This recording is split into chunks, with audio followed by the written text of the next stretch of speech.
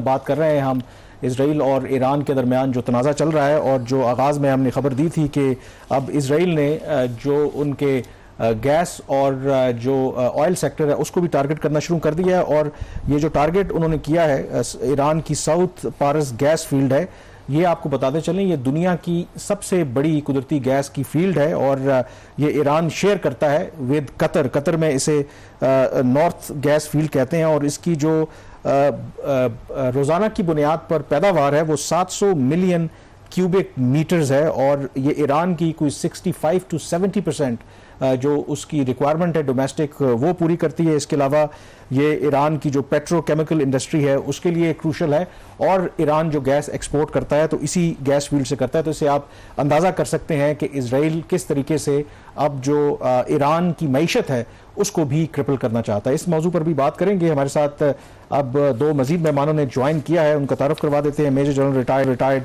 समरेज सालिक साहब माहिर हैं दिफाई अमूर के, और डॉक्टर कमर चीमा साहब भी मौजूद हैं इंटरनेशनल अमूर और दिफाई अमूर के माहिर हैं। आप दोनों का बहुत शुक्रिया। तो जनरल साहब आपसे इस सेगमेंट का मैं आगाज़ करना चाहूँगा। इसी खबर से मैं आगाज़ कर लेता हूँ। 2 रोज़ पहले हमने देखा कि इसराइल पहले तो जो ईरान के न्यूक्लियर इंस्टॉलेशंस हैं, उनके मिलिट्री बेसेस हैं, उनके साइंटिस्ट हैं, उनको निशाना बना रहा था। अब उसने जो उनके इकोनॉमिक इंटरेस्ट हैं ईरान के, उनको निशाना बनाना शुरू कर दिया है। तो आपको क्या नजर आ रहा है कि ये जो जंग है आपको फैलती हुई अब नजर आ रही है? डेफिनेटली देखिए, इजराइल ने डिक्लेयर किया था। सबसे पहले तो आपका शुक्रिया अदा करूंगा कि आपने मुझे इस प्रोग्राम में लिया। इजराइल ने डिक्लेयर किया था जब कि अगर ईरान ने रिटेलिएट किया, जो कि वो कल रात को कर चुका है, तो इजराइल उसके इकोनॉमिक इंटरेस्ट के ऊपर स्ट्राइक करेगा। तो मैं ये समझता हूँ कि उसी तरीके से चीज़ें अनफोल्ड हो रही हैं जैसे एंटिसिपेटेड था। और दैट मीन के जैसे आप कह रहे हैं कि ईरान, तो बाय डिफॉल्ट कतर के जो इकोनॉमिक इंटरेस्ट है वो भी इससे हर्ट हो रहे हैं और होंगे। तो कतर तो बाय डिफॉल्ट इस जंग में एंटर हो चुका है। बाकी ये है कि मजीद अब इसके बाद ईरान ने भी ये कहा हुआ है कि अगर इजराइल हमारे स्ट्राइक्स मजीद जारी रखता है तो ईरान के पास भी राइट है कि वो फर्दर रिटेलिएट करेगा। और जैसे उसने कल रात को किया था, अभी तक ईरान की तरफ से कोई किसी किस्म की जारियत जो है वो या ऑफेंसिव एक्शन इजराइल के खिलाफ इस रात को एटलीस्ट नजर नहीं आया। तो हम ये एक्सपेक्ट कर सकते हैं कि कल रात को शायद ईरान अपना जो है वो टिट फॉर टैट करने की कोशिश करे और ईरान जो है वो नए टारगेट्स को स्ट्राइक करने की कोशिश करे इजराइल में। ईरान पहले ही कह चुका है कि वो खैबर मिसाइल जो है वो दागेगा इजराइल के ऊपर, जो कि बहुत ज़्यादा डिवास्टेटिंग है दैन जो अभी तक हुए हैं। तो मैं ये समझता हूँ कि जो जंग है वो डेफिनेटली वो। अच्छा जनरल समरेज साहब, थोड़ा सा ये खैबर मिसाइल के बारे में बताइएगा। आपने फरमाया कि ये बहुत डेवेस्टेटिंग इसका इम्पैक्ट होगा अगर वो खैबर मिसाइल इस्तेमाल करते हैं। इस मिसाइल की क्या खूबी, ऐसी खासियत है जो इसको इतना, इसका जो इम्पैक्ट है उसको ह्यूज बनाती है? देखिए, जो मिसाइल में एक्चुअल जो चीज होती है जो जाके डिस्ट्रक्शन कॉज करती है वो तो उसका वॉर हेड होता है। वो वॉर हेड कन्वेंशनल भी हो सकता है, अनकन्वेंशनल भी हो सकता है, न्यूक्लियर भी हो सकता है, कन्वेंशनल भी हो सकता है। इस केस में अभी तक हमें यही पता है कि ईरान के पास न्यूक्लियर वॉर हेड्स नहीं है। तो सोशल मीडिया के ऊपर बातचीत चल रही है कि उनके पास मिनिमम 9 की मैंने फिगर देखी है और 15 की फिगर भी देखी है। लेकिन जो कन्वेंशनल वॉर हेड है वो भी इतना सफिशिएंट है इस मिसाइल का, जो कि जिसकी रेंज अराउंड मेरा ख्याल है 2000 किलोमीटर्स है, कि वो जो है वो काफी ज्यादा डिवास्टेशन करेगा बिकॉज ऑफ इट्स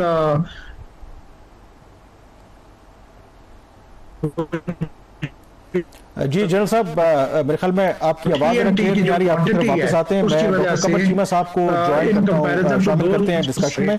तो कमर चीमा साहब, मैं आपसे ये सवाल करना चाहूंगा, अभी ये बात कर रहे थे जनरल साहब भी और वैसे भी डिबेट हो रही है कि थोड़ा सा ईरान के रिस्पांस के हवाले से भी बात करते हैं। कल रात इसी वक्त जब हम बात कर रहे थे तो ईरान की तरफ से जवाब दिया गया था और जो सबसे अहम सवाल था कि क्या ईरान जो इसराइल का मल्टी लेयर्ड एक एयर डिफेंस सिस्टम है, डिफेंस शील्ड है, उसको क्या पेनिट्रेट करने में कामयाब हो पाएगा। फिर आज सुबह हमने जो मनाजर देखे, जो इंटरनेशनल मीडिया, इजरायली मीडिया खुद रिपोर्ट कर रहा था, तो काफ़ी जगहों के ऊपर लगा कि वहाँ पर नुकसान हुआ है। इनफैक्ट एक जगह के ऊपर तो एक जो सहाफ़ी हैं वो ये तक कह रहे थे कि आप इसको ये कंफ्यूज ना करें कि ये गजा है, बल्कि ये इजराइल का तेल अवीव में एक रेजिडेंशियल एरिया है। तो अगर जो अभी तक की इतलात आई हैं, 4 हलाकतों की भी जिक्र हो रहा है इजराइल में, do you think this is sufficient on part of Iran के थोड़ा सा डिटर करने के लिए इजराइल को, या इससे ज्यादा करना पड़ेगा ईरान को?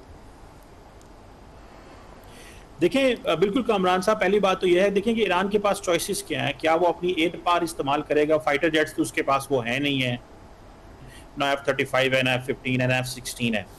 ड्रोन्स की जो पोजीशन है वो भी कोई इस तरह की नहीं है कि वो कोई वहाँ पे लंबे चौड़े पहुँच पाए हैं या एटलीस्ट उन्होंने डैमेज किया। मिसाइल की बात इंपॉर्टेंट है, लेकिन जारी बात है इसराइल का एयर डिफेंस सिस्टम कमज़ोर है, मजबूत है। अब देखिए पहली बात इसमें यह समझें कि इजराइल ने जब हमला किया तो कौन था टारगेट?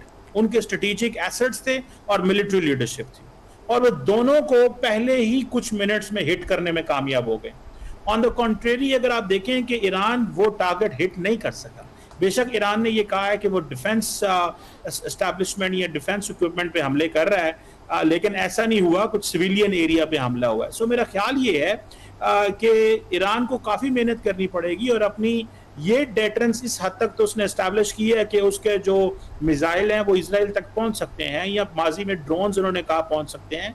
लेकिन ये बात कि क्या वाकई वो इजराइल को डैमेज कर सकते हैं, या इजरायली अवाम के अंदर ये खौफ व हरास फैला सकते हैं, और जिसकी बेस पे वो नेतन्याहू को प्रेशराइज कर सकें कि ये तुमने किस तरह की जंग शुरू कर दी है कि हम अब महफूज नहीं है ईरान के हाथों। मेरा ख्याल है वो वक्त अभी आने वाला है, और इसमें अमेरिका देख रहे हैं। डॉक्टर कमर चीमा साहब, ये जो आप बात कह रहे हैं, बिल्कुल बात मैं यहाँ पर बिल्कुल आप जो बात कह रहे हैं वो ठीक है, बट ओवरऑल अगर आप देखें जो फलस्तीन या लबनान के साथ भी जो लड़ाई हुई, इजराइल ने अपने आप को इस तरीके से प्रोटेक्ट किया हुआ है कि वहां पर एक मिसाइल भी वो गिरने नहीं देते, लेकिन कुछ मिसाइल वहां पर गिरे। अगर 4 हलाकतें भी हुई हैं, कई लोग वहां पर जख्मी हुए हैं, और जो खौफ हिरास की आप बात कर रहे हैं, खुद जो Israeli prime minister Benjamin Netanyahu है, सायरन बजे तो वो अपने बंकर में चले गए। लोग वहां पर सायरन बजते हैं तो अपने बंकरों में चले जाते हैं। डोंट यू थिंक कि अगर ईरान इसी तरीके से जितने मिसाइल भेजता है 10-20% वो कामयाब हो जाता है वहां पर उनको हिट करने में, और इजरायली जो इस चीज के आदी नहीं है, वो तो अपने डिफेंस शील्ड के ऊपर उनको बड़ा एतमाद है कि उनकी जो आर्म फोर्सेज हैं उनको प्रोटेक्ट कर लेंगी, लेकिन इस तरह करते करते थोड़ी थोड़ी कैजुअलिटीज बढ़ती रही तो कहीं ना कहीं फिर दबाव तो आ सकता है। देखिए ये सवाल, ये बड़ा इंपॉर्टेंट सवाल है कि कब तक ये जंग चलती है, कब तक ईरान रिस्पॉन्ड करता रहता है, और क्या ईरान को वाकई ही अपना रिस्पांस रोकना चाहिए? क्योंकि कल रात के बाद या आज सुबह के बाद तो नहीं हमें पता कि ईरान ने रिस्पांस किया है। अगर किया है तो अभी तक कोई इतलात हमारे सामने नहीं आ रही, लेकिन वो तो सारे दिन से हिट कर रहे हैं। जैसे आप अपने इंट्रो में कह रहे थे कि उनकी नेचुरल गैस की जो स्ट्रेटेजिक एसेट है उसको हिट किया है, तो वो उन्होंने, उनका तो कोई निशाना नहीं चौंका इसमें। कामरान यूसुफ साहब, इंपॉर्टेंस ये है कि क्या ईरान कॉन्टिन्यूटी रखेगा, और क्या ईरान इजराइल के डिफेंस इंस्टॉलेशन पे हमला करने में किसी हद तक कामयाब होता है? भले 10% हो, 10% हो, 20% हो, लेकिन एटलीस्ट अगर डिफेंस इंस्टॉलेशन पे हमले नहीं होते, फौज पे देखें हमला नहीं होता, फौजी उनके लोग जो हैं वो नहीं मारे जाते। अच्छा डॉक्टर साहब, आप अपना जरा ओपिनियन को होल्ड रखें, ये बड़ा हाल आपने रेज किया है, इसका जवाब जनरल साहब से जरूर लेंगे हम कि क्या ईरान इस काबिल है या उसकी इतनी कैपेसिटी है कि वो एक्चुअली तौर पर जो